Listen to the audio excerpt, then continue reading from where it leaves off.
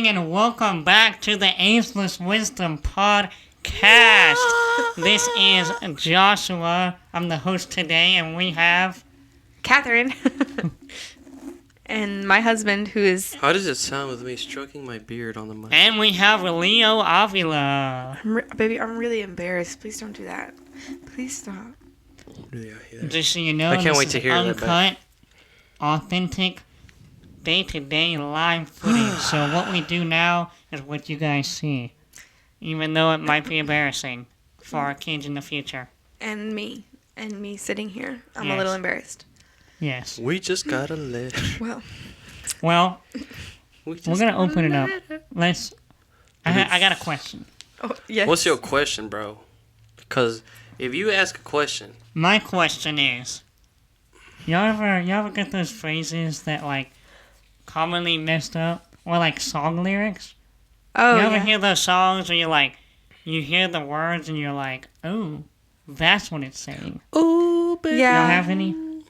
Well, I know What's a good one? Leo has a lot that he'll sing like in the car as we're driving. and Raindrops stuff. be falling on my head. No. That's what he always says. He always says, raindrops be falling off my head.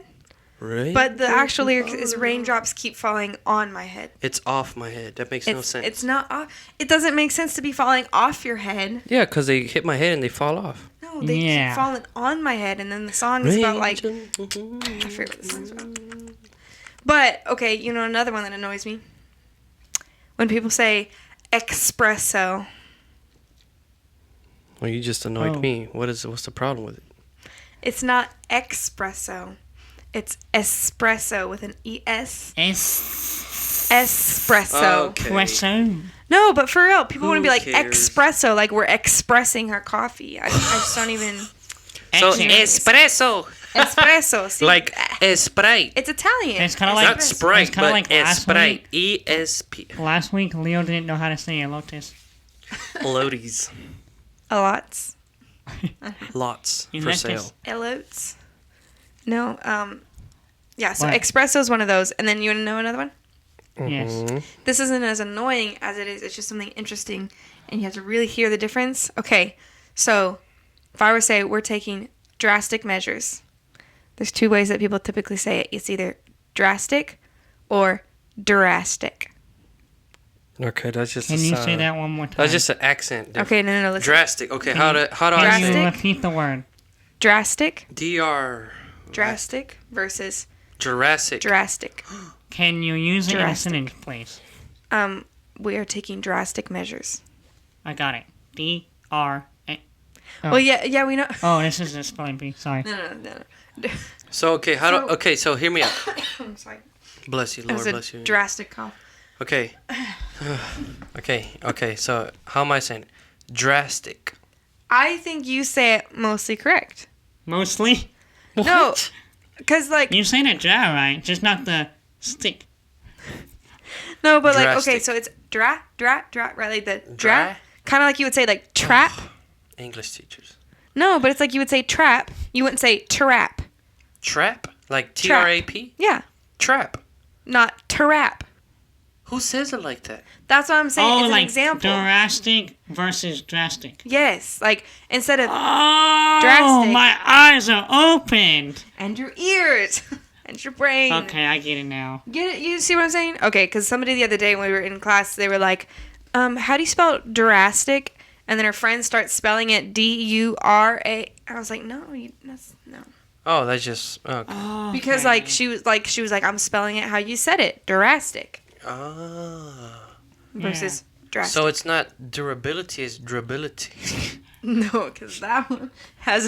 Okay, let's move on. So okay. what are we talking about? Anyways, today's topic kind of actually, in a way, can tie into this, right? No, We're it talking can't. about balance. No, you're saying it wrong. It's balance. Balance. And that's Beyonce. We're going to be talking about balance. Put a ring on it. Balake. You want to start a war, balance? No, we're going to talk about balance and the biblical principles we can attain from balance. What does balance look like in our lives? Why do we need balance?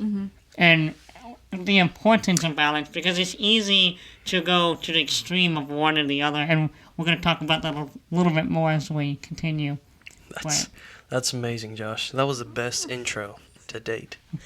No, I Thank just you, want to guys. say, but while as we were preparing for this podcast, we did have a 30-minute contest to see how long we could balance on one foot, and That's true. Leo Try to actually push each other off.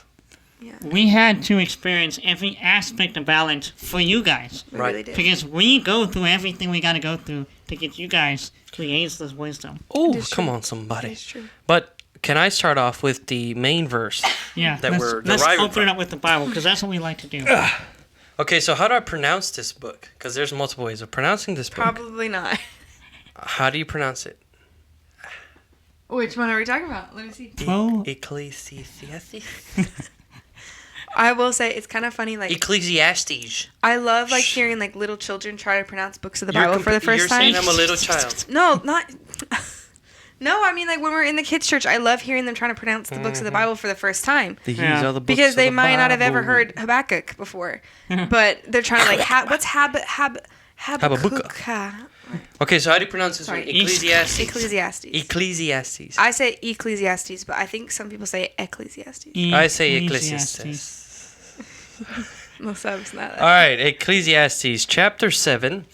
Now, can y'all let's talk about first of all the context and kind of what kind of book. First of all, the author of this book, A very wise guy, a Solomon. very wise man, Solomon. King Solomon. But tell him about how kind of his like what is he trying to say in this, like what is he going through in this moment as he's writing this? Like what is he, like the theme almost? I will say this was one of my favorite books of the Bible when I was growing up because as a middle schooler, I loved just reading in the Bible where he says every other verse says everything is meaningless. Literally in the first few chapters, he's seriously saying like everything is meaningless, and he says it throughout the whole book. But his point is not that like we're meaningless, existence is meaningless. His point is a lot of what we do for current pleasure. We do it for current, satisfactions and all of that. He's like, but at the end of the day, we all die. We all go to, return to the dust. And so he's like, at the end of the day, it's pointless what you're striving for. So what would Yeah, like if your goal is to be the richest person on the earth and you attain it, and then you die, and what happens to those rich? I mean, it's just nothing. Well, I often think about it like this. Like sometimes, like I'll go out and spend money on food, and afterwards, like in the moment, you're like, "Man, that was good," and then afterwards, I'm like, "I could have made a sandwich." Mm-hmm. It was Save kind of some- meaningless, save like, some money. There's no We do point that of a lot. spending money. Now, of course, in the moment, you're like, "I want to spend money." Well, it's one of those things. Like what you eat doesn't matter at the end of the day, as long as you're fed, still healthy and alive. Yeah, everything is meaningless. Okay. I'm gonna say Balance, that every. people. Balance here. No, I'm gonna say that every couple Yeah. points All right. we make. I'm going to read Ecclesiastes chapter 7, verse 15. It says this: "In this meaningless life of mine, I have seen both of these, the righteous perishing in their righteousness," and we'll talk about that in a second, "and the wicked living long in their wickedness. Do not be over righteous, neither be over wise. Why destroy yourself?" Verse 17, "Do not be over wicked, and do not be a fool. Why die before your time? It is good to grasp the one and not let go of the other. Whoever fears God will avoid," and this is why we chose balance as our theme, will avoid all extremes. And so these couple of verses is very, it kind of gives you a whole view on Christianity, and because Christians are viewed as extremists, on self-righteous extremists in a way, Yeah. Yeah, where depending on who you we are ultimately right and everybody, I'm not saying, okay, hear me out. As what I'm saying is, a sinful person is saying we are ultimately right and we're better than everybody else. We know it all. That's how and some they- people perceive And us. they carry out that attitude with it as well. And so I want to break down the verse. The first part, it says, "The righteous perishing in their righteousness." And what I like to think about when I read this verse is, I always say that our view on righteousness is completely different to God's view on righteousness. Yeah. For example, we were talking about, was it last podcast where we said, The monster inside. yeah, that our cleanest, our best works are like dirty rags to God. Yeah. Right? So that's what I'm trying to say with this, is that our righteousness ends up being wicked. Yeah. Right? Because it turns into legalism where we, oh, you can't do this, and it turns into a... Oh, like you're saying, if we're trying to be righteous in our own minds, Right. it turns into wicked. I see what you're saying. Yeah. Okay, yeah. And so, key word, the righteous perishing, and it says here, in their righteousness. It doesn't say God's righteousness, their righteousness.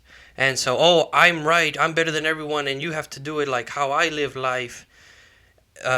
These people perish all the same. And so, it's very important to distinguish God's righteousness versus man's righteousness. Because man's righteousness will most likely always do something for their own benefit. Yeah. And that's just the case. That's just the truth of the matter. People want justice because there was an injustice done to them. Other than that, they really don't care. Now, I'm just giving an example kind of thinking, right? And so it says, then it keeps going, and it says, it is good to grasp the one and not let go of the other. Whoever fears God will avoid all extremes. And so the best way I was thinking about it, and I want you guys to help me out here with the story of Peter in the Bible, where he denies Jesus. He's told he's going to deny Jesus 3 times, yeah. 3 times, and he ends up denying him. But help me out here. Why were we talking about this verse as far as connecting with the? Because here's what I want to say. You giving me a face and that. Sorry, I'm trying not to. That's my thinking face. That's So I'm trying to think. okay, so here's why I'll just go on and say. Okay, so Jesus tells Peter that he is going to deny him 3 times, right? And so he's out in the public square, and people are like, "Hey, Peter, aren't you with Jesus?" And he's like, "No." And he ends up denying Jesus 3 times. And so after this, Peter is devastated. He is devastated because when Jesus told him that he would deny him, Peter was like, "No, I would never. And so after that, I use that story because the verse here, it says, whoever fears God will avoid all extremes. And what I mean with that is, after that moment where Peter rejected Jesus and he is feeling like he let Jesus down, he let God down, he had left obviously devastated, he left broken, but he left with it was a humbling experience. As in, you know what, I'm not this perfect follower of God. And I bet you, because of that experience, from then on forward, Peter avoided all extremes, as far as the extreme of, oh, I'm a follower. I was his one of his 12 disciples. Oh, I see what you're saying. Like, I'm this big disciple, I'm better than you. No. Even me, Peter, who was one of the 12 disciples of God, one of the apostles, and I was with him, I failed him. So now I'm coming out of it with humility, and I'm not going to judge you for the mistakes that you made, because I denied Jesus. Yeah. So how can I judge you? And so this man is now going out to preach to the world after Jesus died, right? And now he's coming at it with a different approach than what, for example, the Pharisees' approach. And let's talk about the Pharisees' approach. Oh yeah, well, so the Pharisees, I mean, we read about, I think they come up a lot in scriptures, I think of specifically the story when, I think and Pharisees are like the priests, the high authorities, and they're like in like the church. Synagogue leaders in at the time, and they, so I mean, I want to preface this too with, like, they weren't necessarily evil people. It's just that they were righteous. Most of them were trying to be righteous in their own minds, and I think that was the point.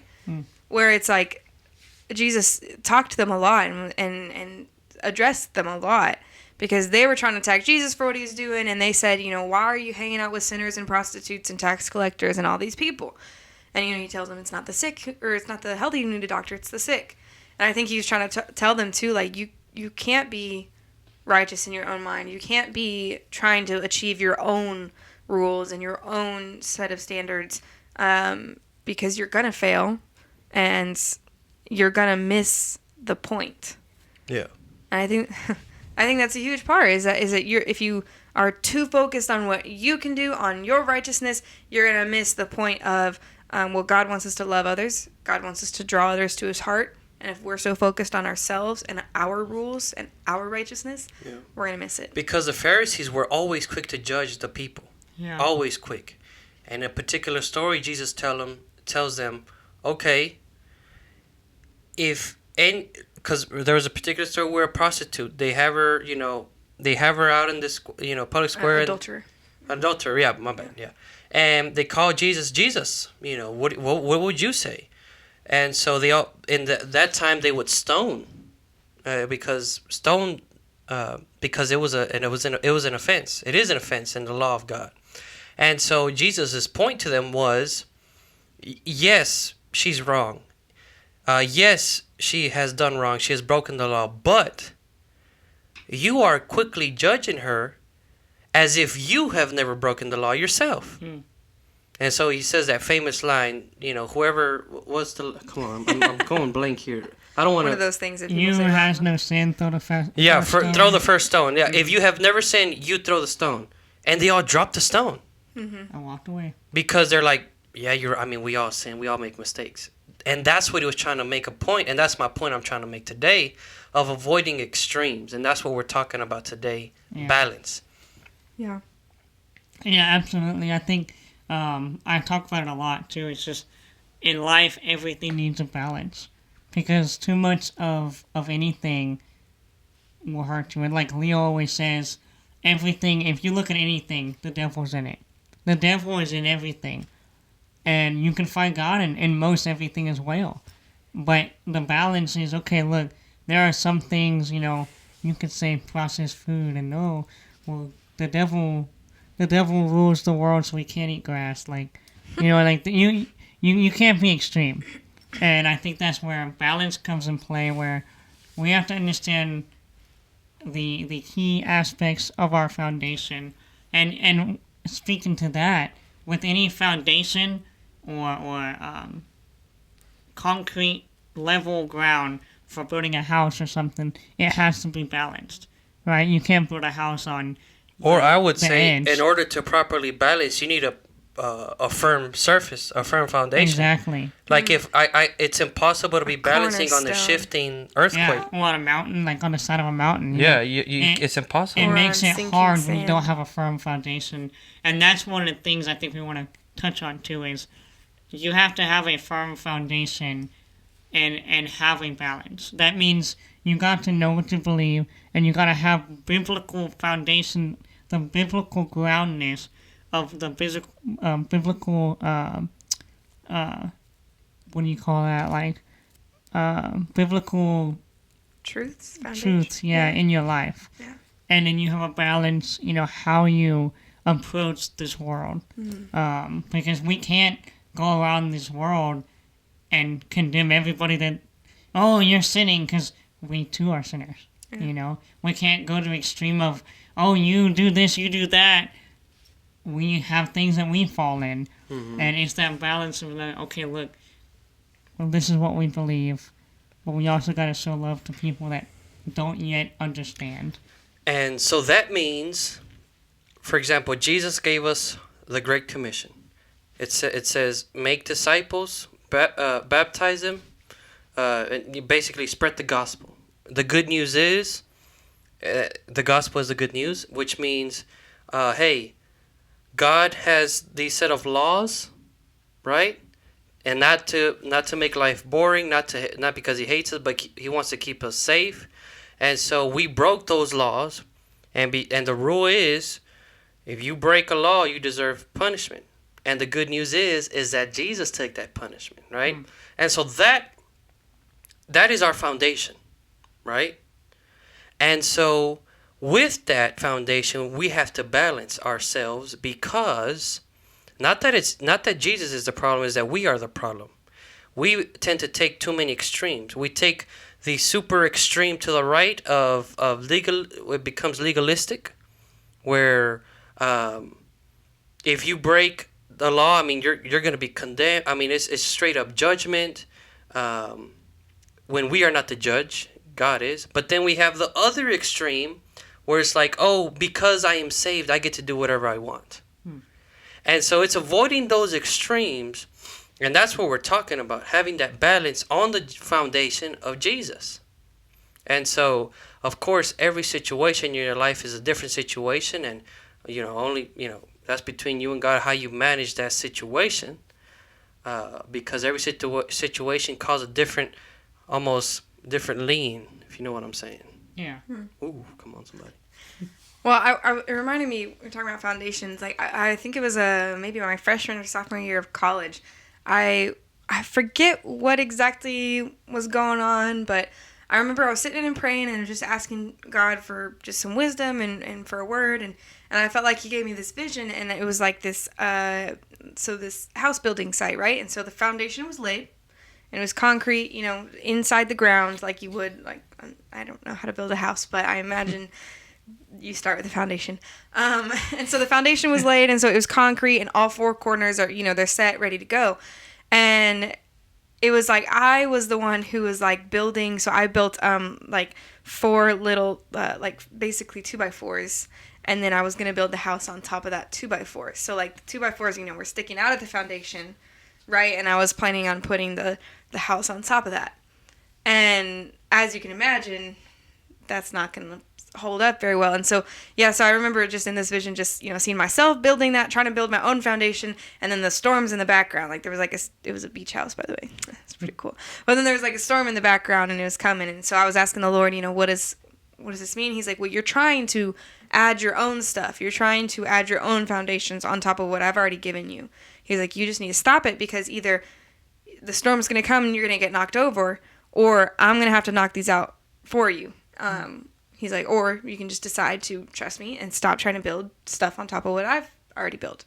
So anyway, so it was this whole thing. I was praying and just trying to find those areas in my life. But just reminds me of that too. Like you shouldn't try to add on or take away from the foundation that's already set for you, because it's not going to work out. Yeah, and I know this. It's because I bring this up because a lot of situation deals with us deciding if someone is right or wrong. Yeah. And so, for example, the way I see it is like this, and this is, it's biblical. Let's say someone who doesn't believe in God, has no relationship with God, does something that you know biblically is wrong, and you come at them full force when they didn't even know that was a thing.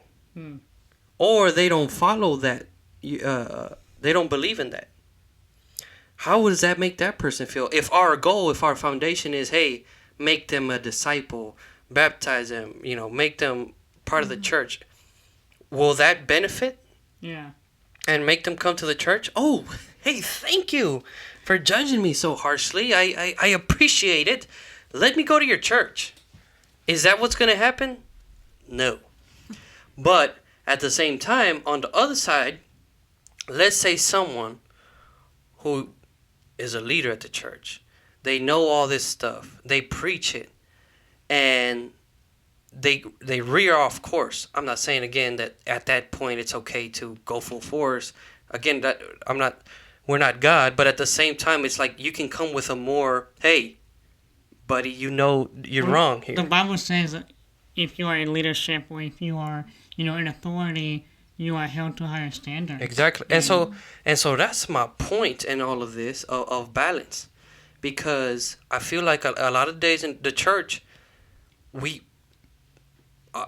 obviously we turn a blind eye to our problems, and then immediately always looking at other people's problems, which is already wrong. But when we're already doing that, we try to judge somebody who doesn't believe in God, doesn't go to church, doesn't know what the Bible is saying, and we try to just judge them and make them feel bad when they don't know Yeah. what. It's like we're yeah, and I mean, I'm guilty of this too, but it's almost like we hold everybody to the same standard, Right. whether they've been a Christian and a leader and this and that for dozens of years versus if they just got saved yesterday. And so you got to, once again, balance and just knowing, I mean, knowing how to approach things like that. And balancing on our own side, personal side is like, but that's what I mean. Well, that's why I brought up the Peter situation, because if we all can understand, we've all let Jesus down before. Now you look, everybody's like, okay, I'm not on top of you. I'm not better than you. And because I know that, now I'm gonna approach you with humility. That's why I brought that story up, because I mean, just thinking about Peter denying Jesus, he who was his friend, who he ended up calling brother. I mean, they're like, he was his disciple and he's with them 24/7. And even him who saw Jesus like face to face let him down. Now he's looking at everybody else and he's like, I can't judge him that harshly, because me, who had Jesus sitting next to me sharing a meal, I let him down, versus people who never saw him and just heard stories about him. I mean, I'm not better than them. And that's what I mean. With balance comes that humility of knowing, okay, I'm not better than nobody. That doesn't mean I'm going to let anybody just walk over me, or I'm going to let just anybody do whatever they want, or I'm going to do whatever I want just because I'm never going to be perfect anyways. That's not what I'm saying. But with that humility of like, okay, I'm not God. I'm not righteous. Even my best works are like dirty rags to God. I need to approach this with humility, because I'm nothing. Without God, I am nothing. Just like everybody else. Well, I liked what Kat was saying about building the house. And I kind of have this image in my head of, I feel like we all are kind of building our own house, right? A foundation and a structure of our biblical truths towards God, right? And I feel like a lot of us, we build a foundation. And as us as Christians, we all should have a foundation. But a lot of us start building other things. We start putting plumbing in. We start putting electricity in. And we start looking at other people's houses and trying to get them to then jump ahead when they don't even have a foundation yet. And the problem is you have to have a foundation to start everything, but you can't call a roofer when you don't have a foundation yet. That's a great point. You can't order furniture when you don't have a foundation yet. You can't paint walls when you don't have a foundation yet. And a lot of us, if we put it in that, and we add that into our spiritual sense, a lot of us start building our relationship with Jesus, and we have a foundation. And then we start adding the walls and framing, and, we start progressing. Mm-hmm. But we look at other people and think, well, how come you don't have this? Well, you should call a roofer. You should get furniture, because furniture is nice. But they don't even have, and we can't judge them for not having that, because they're not yet there. Right. We can't judge people because they don't have walls up. They don't have a foundation. Well, and I want to clarify something here before we continue talking, because I love what you're saying, and so we need to clarify.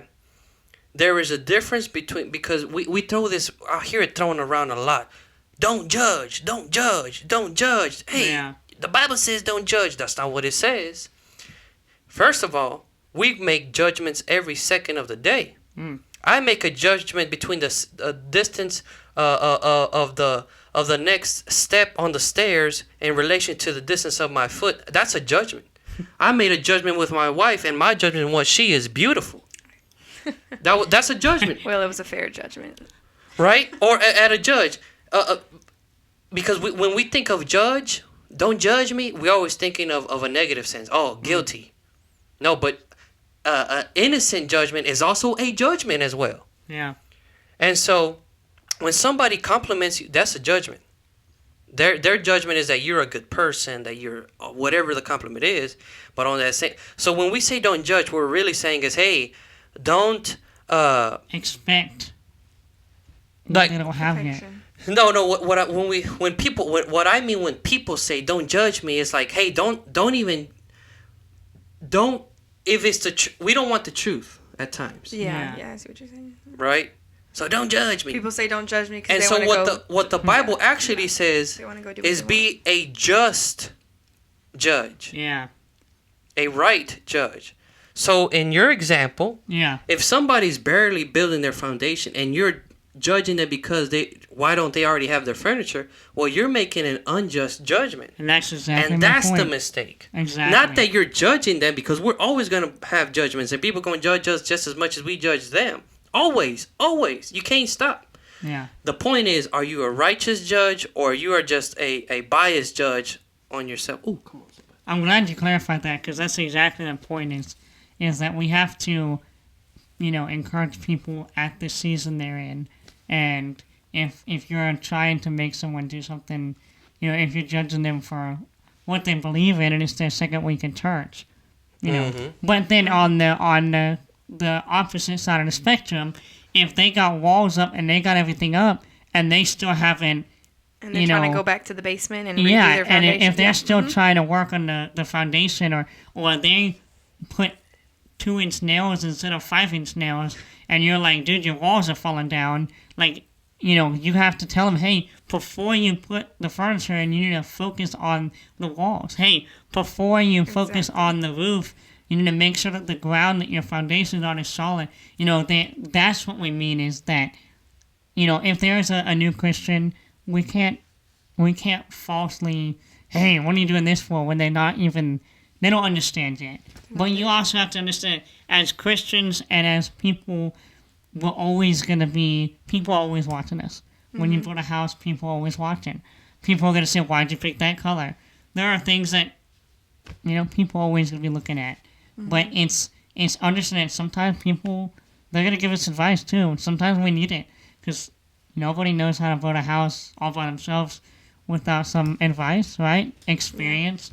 And so I think that's the point I want to make is, hey, sometimes we need to take advice.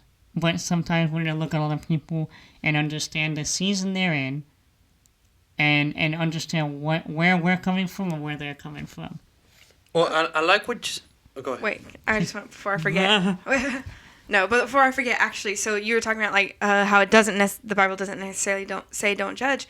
And in the Gospels, when it's talking about when Jesus says, hey, don't be bothered by the speck in your neighbor's eye when you have a whole log in your own eye. And it's the same thing where it's like, okay, he's not saying, hey, don't worry about your neighbor. But he is saying, worry about yourself first, and then you can worry about your neighbor.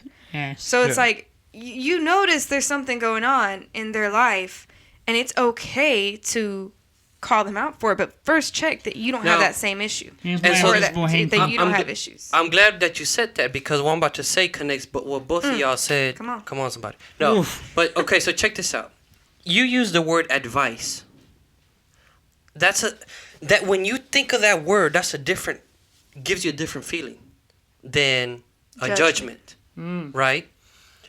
Again, thinking about how Peter failed God and how we've all failed God, so we can't go up to other people and say, I'm better than you. And if our goal is to try to get them to heaven and to get them saved and spread the gospel, then we're not, because our position, we got to understand our position. We're not the judge. We're not the one who's going to give the judgment. So I like what you're saying about advice. And so if somebody's doing something that's not right, how are you telling them? Is it in a form of judgment as if you are the judge, or coming at it as a friend? Hey man, I'm on the same boat as you, but let's help each other out here. Yeah. Type of way. Yeah, advice. Yeah. You know what I'm saying? Because if our true goal is to see people in heaven, then the way we speak to people should be a different approach. So, like, if we're going back to the house metaphor, so it's one thing to be like, I can't believe they use the 2-inch nails, and to tell them out loud, like, hey, you should stop using 2-inch nails. And it's another thing to say, hey, I used 5-inch nails. Look how it works. And here's some, you know what? Here you go. See, Why it's don't a you different take form. Or, some hey, 5-inch I made that nails? mistake. I had to refix it. Because Yes. it happens a lot in this world. It happens a lot. We easily just call out people, oh my goodness, I can't believe you did that, versus, hey, look, I've dealt with situations like this before in the church where someone has done a mistake and they tell me about it, and this is immediately what I tell them. Hey, look, I'm not gonna kick you out or whatever because I make mistakes too. Yeah. But let's help each other out here. Versus, I cannot believe you did that. Oh, I'm tired of it. Yeah, that's a different approach. You ready for this one? How many times do we see our neighbor using 2-inch nails that might be, messing up their structure, and we don't tell them about it, but we tell everyone else about it, and we sit and wait for it to fall down. Oh, that is. So, but then convicting. at the same time, we claim, no, I just want the best for them. But you Without never said even nothing. talking to them. Ooh, that hurts, Josh. I got chills. It multiplied. No, that's good though. That's really good. Like, I mean, but and I don't know about men, but I feel like women do this a lot, and I'm speaking as a woman. And I mean, I'm sure men do this too, but I will just tell you what I know of being a woman and of talking with other women and talking about secular and church world. Both worlds are the same. They do this. Oh gosh, now I'm feeling convicted. But it's like, you say, you feel like, oh, just watch how that turns out for her. And you don't ever go say, hey, young lady, maybe you shouldn't do this. Or don't. Maybe that's mean to say young lady, but you know what I'm saying? Like, I feel like I've seen that a lot. And at the with same women, time, too. a lot of the stuff, maybe the best thing for you is not to say anything, but at the same time, you should keep your mouth shut and focus on your own. You know what I mean? Sometimes. We would rather see people suffer consequences than give them correction. Oh, that's good. Yeah. Well, it reminds me of that Proverbs we were reading earlier. It's Proverbs 27, verse 6. And it says that the wounds of a friend are faithful, but the kisses of an enemy are deceitful. Mm-hmm. And so I think what it's trying to say by that is that, it's not that your friends are purposefully out trying to hurt you, or that the people that are close to you, they're not out trying to get you. But sometimes their corrections or the things that they're giving you advice on, they can hurt, or they don't feel good, or they make Truth hurts. Yeah, the truth hurts. It can be uncomfortable sometimes. But what's worse, and what people often prefer, honestly, is they want the kisses, they want the praise, they want the people to their face telling them how amazing they are. Yeah.